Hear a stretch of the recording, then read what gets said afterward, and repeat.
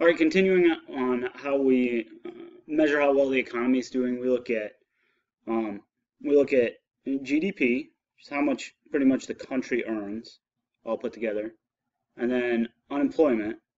Now we're going to look at inflation, and this is how much money this is how much of something you can buy with your dollar.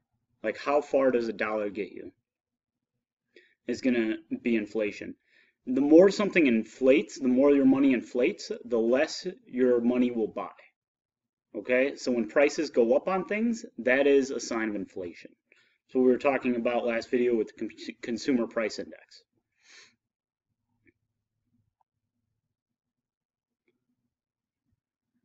So inflation, what is it? It's when prices increase on all products, not just certain products, one product can increase because of supply and demand, but um, that's not inflation. When we're talking about inflation, we're talking about prices increasing on all products.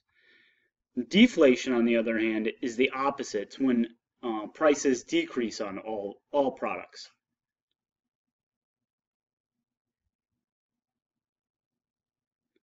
When you have deflation, you actually have an increase in the purchasing power of your money. It means your money will buy you more.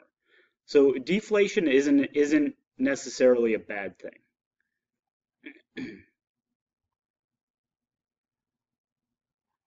So, and it's really important because it affects how much you pay for everything and how much you get paid, how much your time is worth. And so if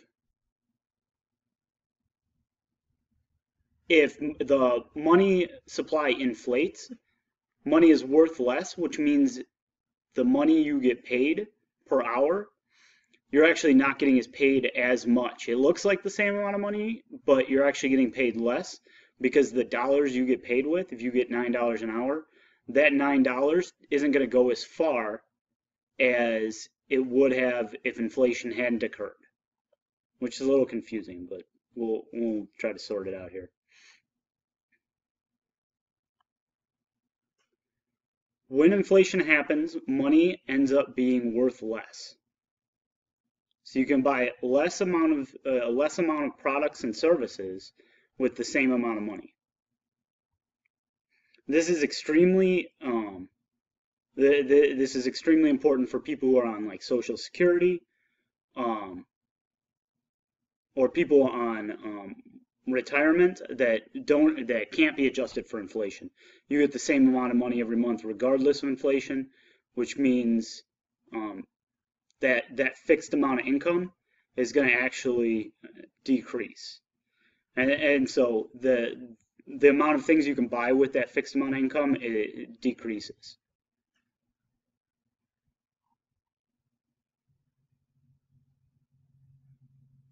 So generally you want a lower amount of inflation. 5 to 10% inflation is pretty high. Um, any red countries on this map have really bad economies. I tell you that right now, like just generally the higher the inflation, the worse the economy is. Generally, inflation will happen when countries try to print a bunch of money to solve their money issues. When you print a lot of money, well, there's more money in circulation, it decreases the purchasing power of your cash.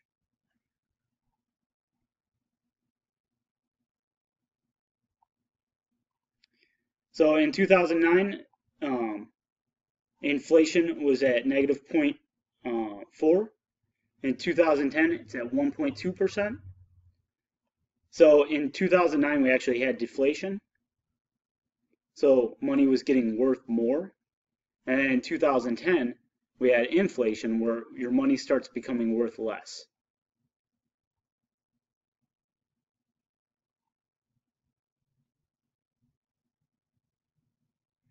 1% to 2.5, it seems normal.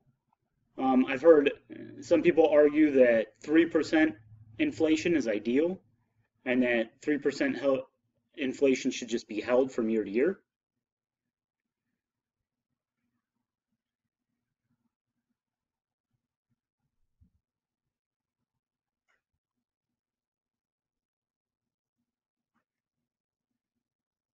So if you compare prices um, for inflation, you look at your grandparents might be able to buy a candy bar in the 1940s for 5 cents. Now, candy bar dollar plus. Um, if you're looking at how much a car was worth in '64, you pay $3,000 for a car. Now you get from 30,000. Um, gas prices from '93 were $1 a gallon, and now you never see it below $2.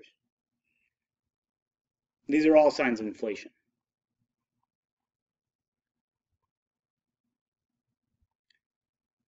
Hyperinflation is when things increase dramatically. This actually happened in Germany during or right before World War II. It's actually what allowed Hitler to get so much power, is that the German government tried to print their way out of their financial problems. And what ended up happening is that they decreased the purchasing power of their money so much that people would literally be paid at their job, and they would have to use a wheelbarrow to take all their cash, and they'd take it directly to the store and buy as much as they could, because if they tried to save anything, their money would be even worth even less the next day. So what hyperinflation essentially starts making your money worthless. There's some other examples. Russia in '93 had hyperinflation. Zimbabwe, hyperinflation.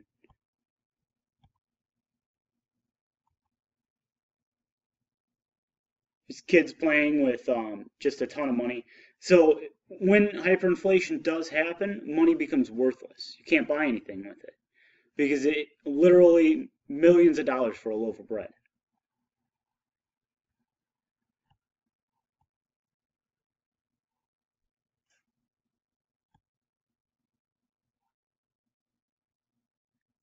People used to burn money to stay warm because it was cheaper than paying their gas bill. There's some examples of the worst hyperinflation in history.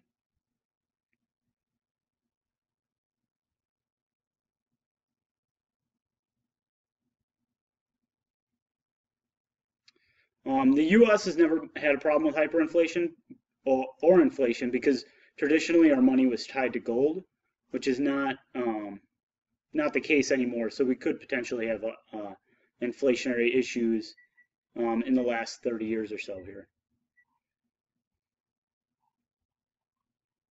Stagflation is something that became a problem in the '70s.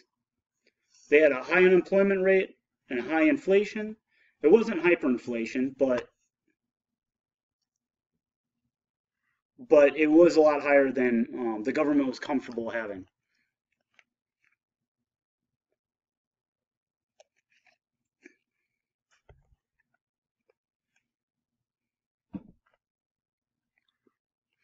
The stagflation from the '70s was largely related to overspending during World War II.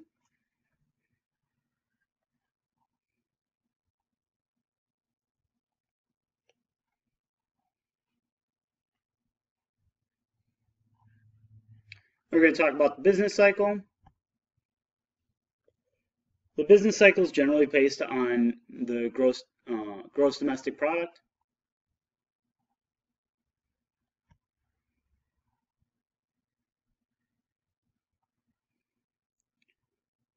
So the business cycle works like this. You have a period of increased growth where businesses grow, government grows.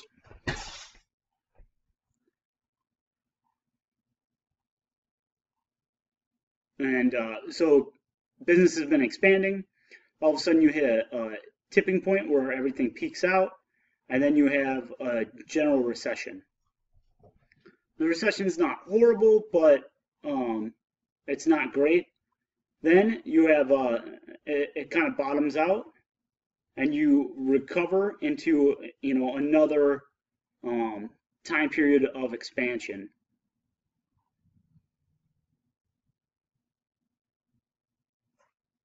This is just another graph illustrating that. same concept. So you have 5 stages of the business cycle. Expansion or recovery is basically the same thing.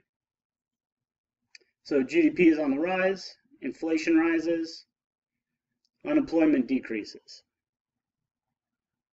You peak out, the GDP hits its highest point.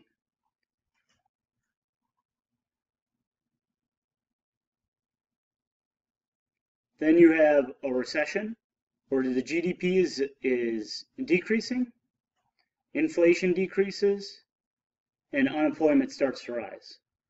Then you bottom out, GDP hits its lowest point, unemployment starts to turn around,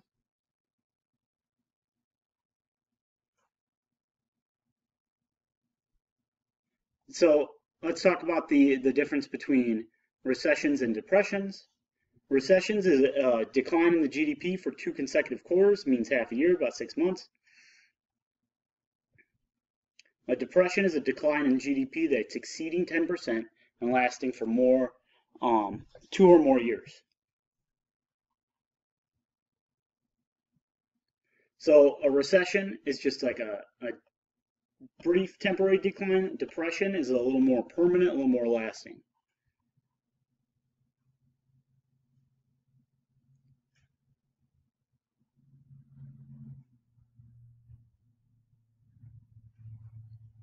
So multiplier effect, talks about when you spend money, that's somebody else's earnings. That's how somebody else makes their money.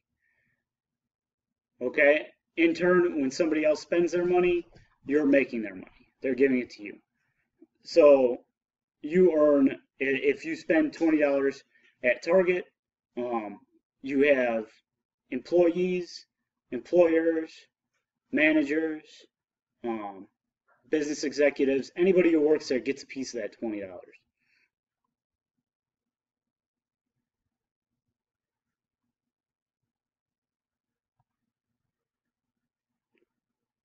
So when we talk about the business cycle, we have to look at a couple different things. First is money. Second is investing. Third is how political figures make moves. 4 is innovation, or what new products are invented or created. And then supply shock, which is like overproducing a product or underproducing a product.